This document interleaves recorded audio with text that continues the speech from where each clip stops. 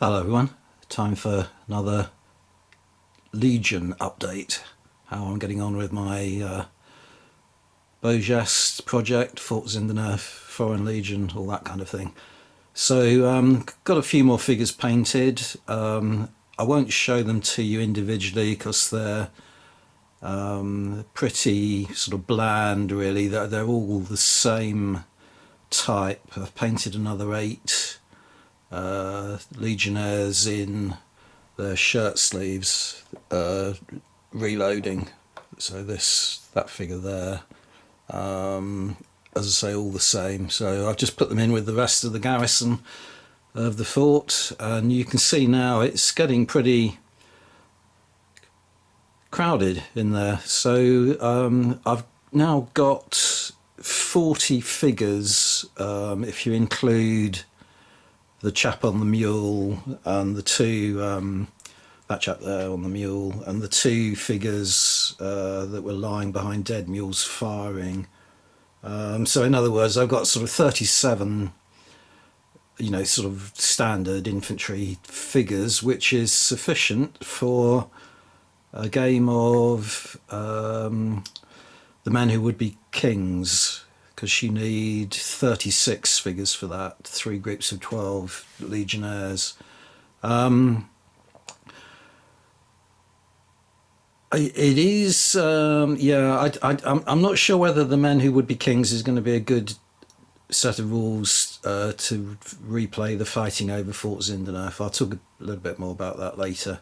The main reason being, as I say, it's 3 groups of 12, and as soon as you start grouping figures together, you're left with the problem of leaving one of the sides of the fort undefended, because obviously there are 4 sides to it. So I'll have to have a little think about that, but I'm a long way off playing a game anyway, because of course I haven't got any opposing forces yet. But yeah, I've got enough for a game of the men who would be kings, which is encouraging. Yeah, the only thing that is kind of not quite right as far as the men who would be kings goes at the moment is that you need a leader for each of the groups. So I will need 3 leaders, and at the moment I've only got 1 figure, who's the chap on the roof there pointing, who is an NCO. The rest of them are all, sort of standard infantry. So I'm gonna have to paint some more leaders anyway, which is what I'm doing at the moment. So currently I've got on my painting desk an officer, a couple of officers, and an NCO, and I'm painting up a few of the casualty figures as well. In particular, I thought I'd try painting up a couple of the ones who are dead, that have been propped up in the kind of embrasure of the fort, because obviously that's going to be a key element of reenacting the fight at Fort Zindernerf, is having these dead bodies posing as live characters, so that the Tuareg think the fort is still well garrisoned. So yeah, once I've done that, I'm gonna sort of switch to another group of figures, I think. So I'll carry on painting up the casualties, because I'm going to need a lot more of those. But in a moment I'm going to show you the Castaway Arts figures, which arrived from Australia, and go through those and compare them, and talk a little bit about my feelings on the 2 different ranges really, and how I want to use them. Right, so that's basically the latest view of the fort. Let me just try and zoom in a little bit and give you a bit of a pan around the fort if I can. Just give you an idea of the sort of feel of it, and then I'll take you to my desk, and you can see how I'm getting on with other not other projects, but other elements to this project, and my recent purchases.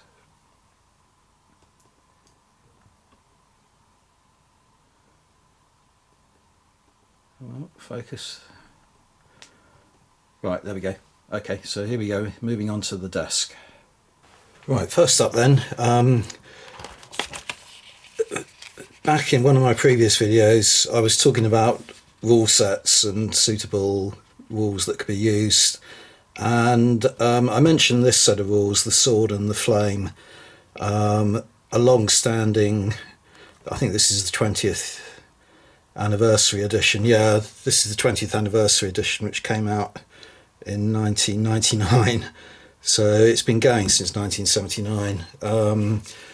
The author sadly passed away recently, I think, but I think it's his daughters or his family are still producing it, and you get it from this company here, Sergeants 3,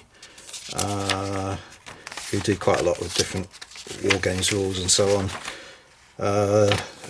Larry Brom, that was his name. Yeah. Anyway, haven't really looked at it. I have played this game once with a friend of mine who's very keen on it, but didn't really take to it at the time. I think I spoke about that in the last video, so I won't repeat myself too much. But I'm going to have another look at this set of rules now, because I think the kind of granular kind of detail in it is going to be ideal for the Foreign Legion battles that I want to fight. So yeah, I'm coming at it with a sort of fresh perspective. But as I say, haven't even started to read it or anything yet. It's just there as a purchase. I thought I would show you. Next up, I wanted to get some sort of model tents to represent the kind of Tuareg camp, and there is absolutely nothing out there in terms of 28mm desert tents, and yet there's loads of suitable models for 15mm. I think that has a lot to do with the fact that there are a lot of kind of Arab sort of armies that are used in games like DBM and Fog and so on, and for those rules you always need a camp represented on the table. So there's a lot of 15mm tents, but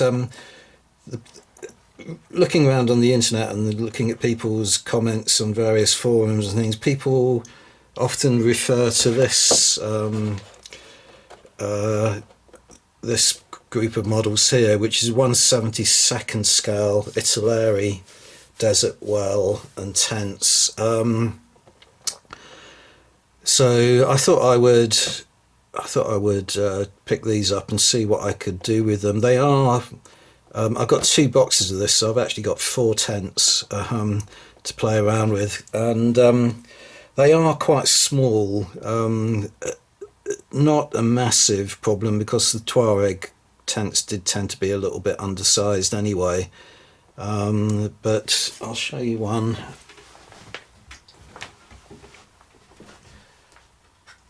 Yeah, this is one that I've just basically glued together and haven't done anything with, just to give you an idea of what it looks like and its size, and it is kind of a little bit too small. So I'll show you what I've done about that in a moment. But just to mention that these this group of tents and that, Terry Crick recently showed his Italeri sort of box set of the Foreign Legion. I can't remember what it's called, something like Sahara Fort or something like that, but it includes this box in that, as well as all the other models and so on. So it's the same models. Anyway, let's just put a model against that, not an Arab but a Foreign Legionnaire. You can see immediately, that it's quite small. So what I did was messing around with some bits and scraps of material and so on, and I came up with this, which I'm actually quite pleased with. So it's the same model. As you can see, it now looks a lot larger, and that figure kind of isn't really out of scale. You know, he'd still have to stoop to get in, but you would do with these type of tents anyway. Yeah, so I'm quite happy with this, and this is what I'm going to do with the other 3 tents. I think is play around with something like this. So basically, I have glued onto it lots of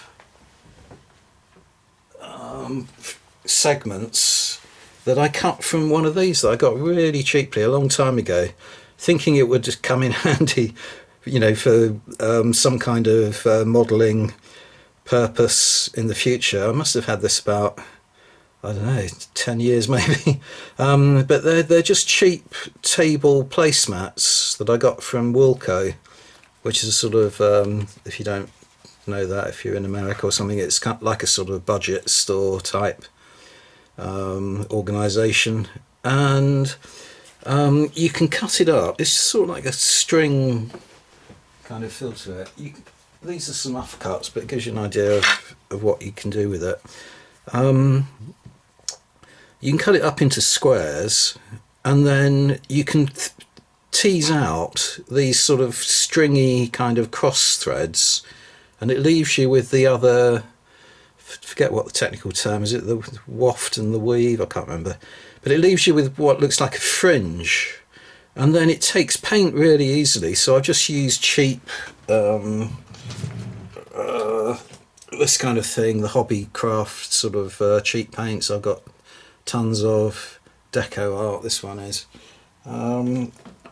Just use that, a couple of coats, you know, water it down so that it soaks into all of it, doesn't leave any patches, and I think it looks pretty, you know, it looks pretty good. The next ones I'm probably not going to make quite so colourful. I'll have them in sort of blacks and browns and things, maybe go to town with one of them.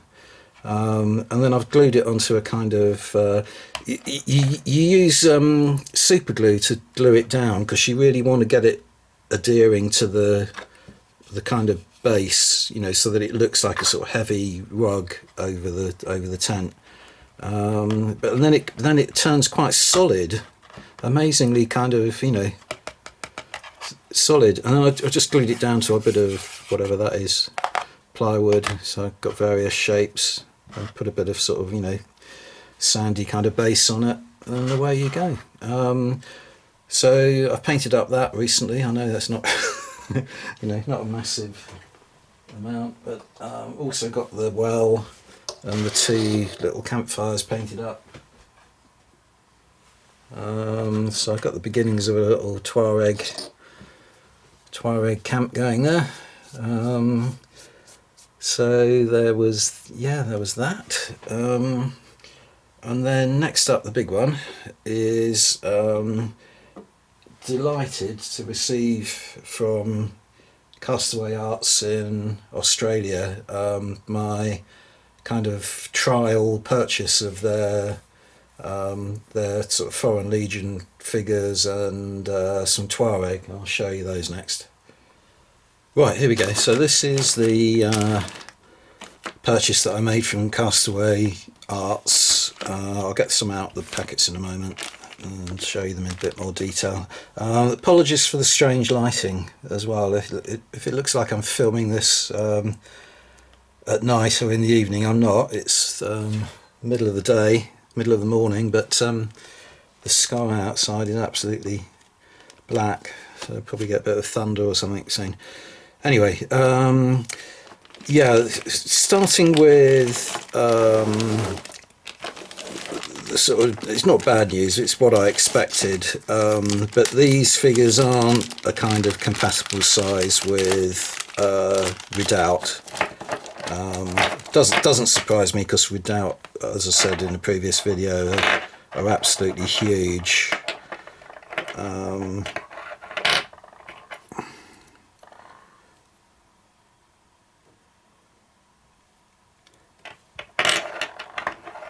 I haven't cleaned them up or anything, so they look a little bit raw. But here are some of the Legionnaire figures. This one here, sort of reloading. You know, I really like these figures. I think they're great.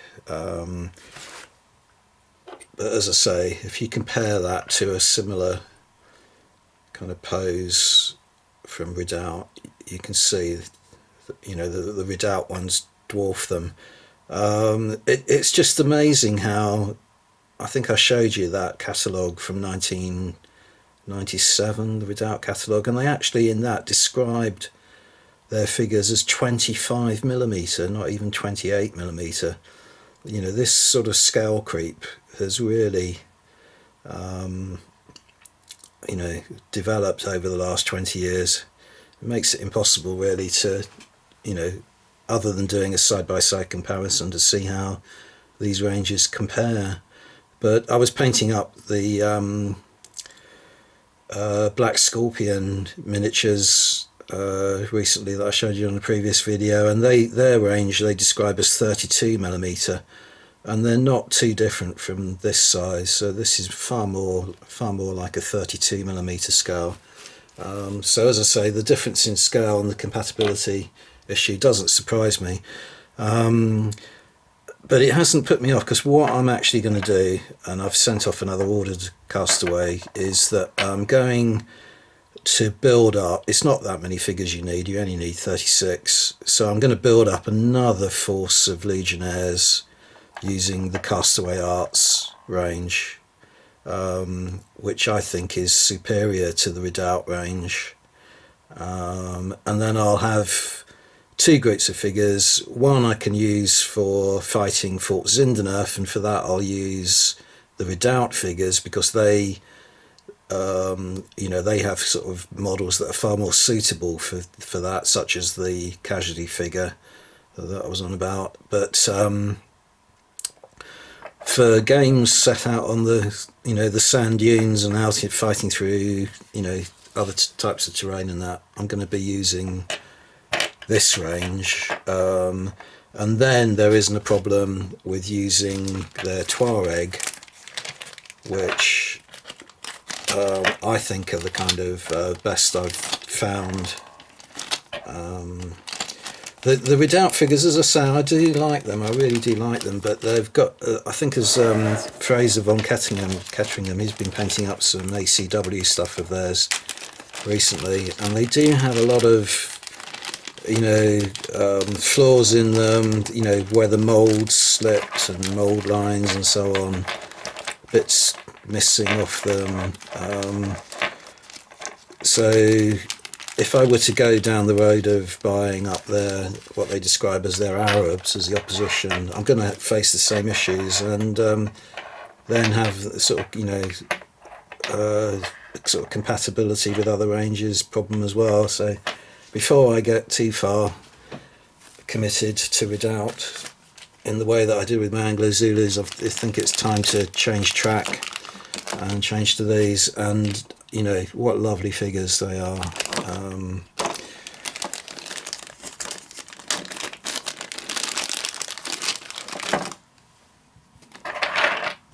So I'm not looking at the camera to make sure I got them in field of view.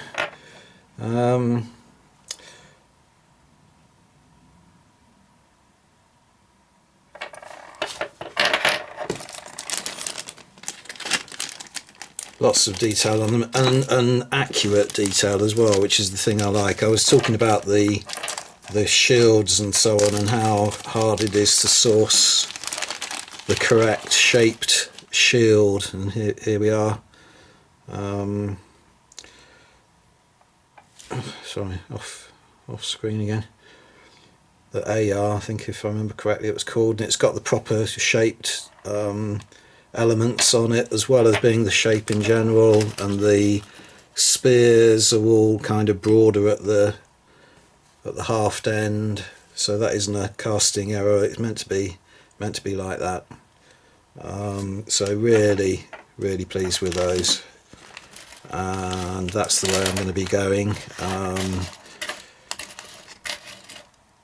I'm going to show you some of the infantry figures as well. Just get these back in the bag.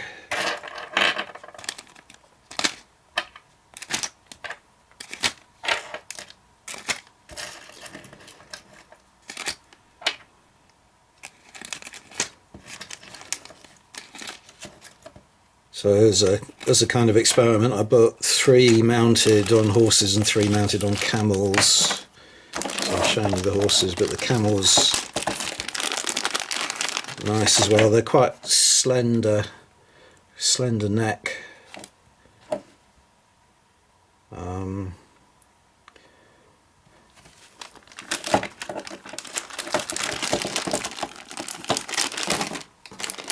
Here's some of the infantry.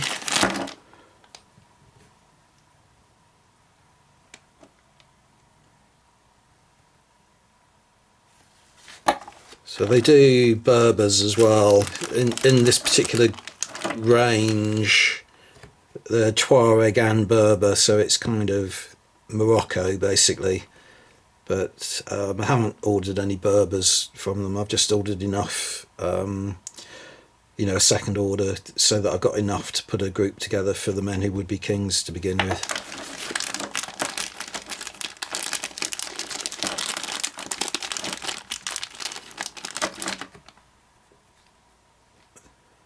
But yeah, really chuffed with those. Now they also sent me, as a sort of freebie, a sort of tempter, and it's worked, a new figure. Here it is. Sample our latest release, Northwest Frontier Tribesmen.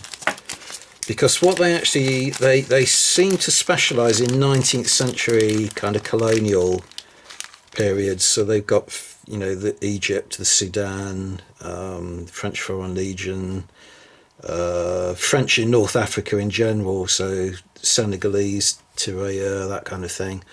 This is a figure from their. Sorry, dropping things around me as I go.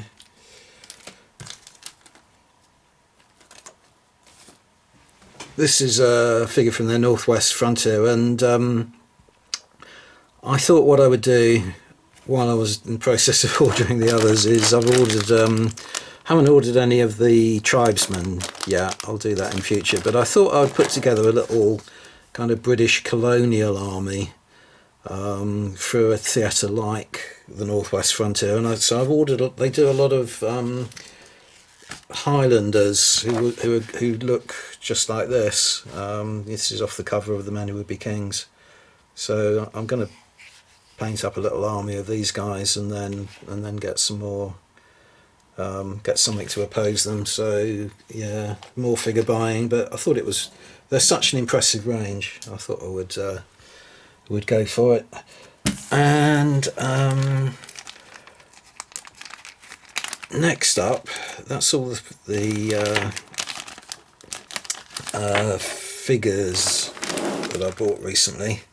I have got another order in with Eureka, just for some kind of villagers and things like that, which I thought. So Eureka have got a website and a base in the UK now. So I've had an email from them saying they've been posted, so I should get them soon. I'll show them to you recently, but I want to just show you one other big thing that finally arrived. So I'm just going to switch the camera around. Right, now this is the Middle Eastern stroke Arab village from Adrian's Walls. Finally arrived. I was kind of hesitating about whether to show you this because I was very disappointed with their service. So it started off with you know, an understandable mistake, and they didn't process my order, but when it took a while and nothing seemed to be in the pipeline, I got in touch with them, and they were very apologetic, and promised me they'd get it to me within 2 weeks. And in fact, it took more like 5 in the end, and required another sort of prompt. So whilst I am, it's a fantastic set of models, and I'm very pleased with them, the kind of experience was soured a little bit by that. I think what happens, it's a similar kind of thing Andy McNabb was talking about with his experience with Caliber books, and I had a similar problem with them, Caliber as well, is that they seem to sell a lot on eBay. They trade on eBay, and they give their eBay customers priority. Because I did notice these models went up a couple of times on eBay during this period when I was waiting for them, and I suspect that's probably what happened, because they have to be very careful about bad reviews on eBay. So they tend to prioritise them, but it's kind of put me off Adrian's Walls a little bit, I must admit. I'm not going to be buying much from them in the future.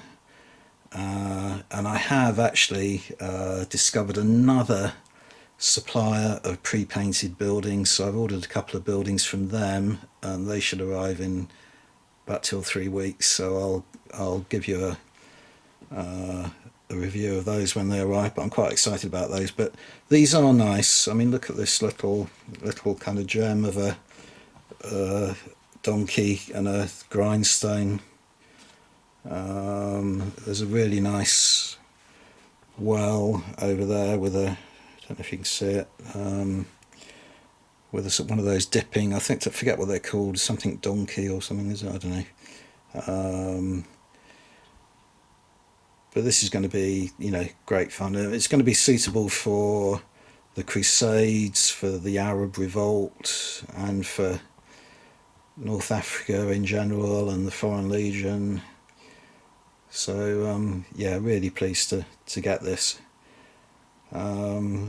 And these other 2 buildings that I've ordered from this company, just a sort of trial purchase, are quite unique and different. So whether they'll fit in with this or not, I don't know. But I was interested to try them out. But what I'm actually going to be doing in future, I think, I want to go down the route of 3D printing. I think I mentioned this to you. So I've got my eye on a 3D printer that isn't available at the moment.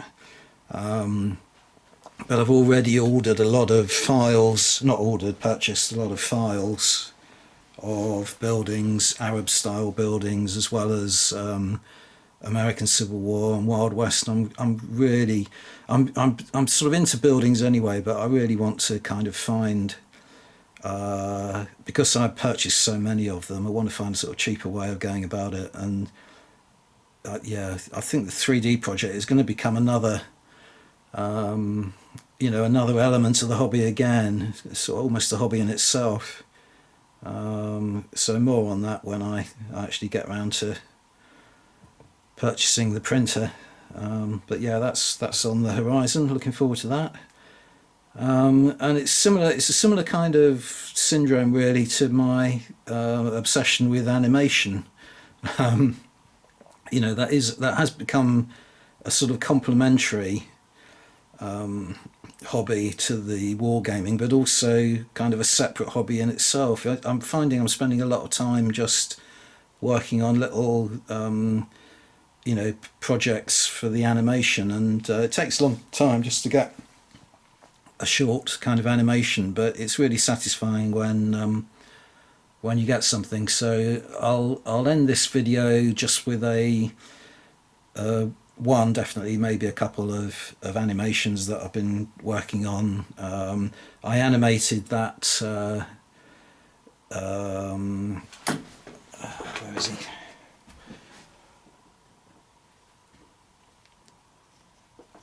That Legionnaire on the mule, and managed to get some quite realistic movements on that. So the animation, it's a bit odd.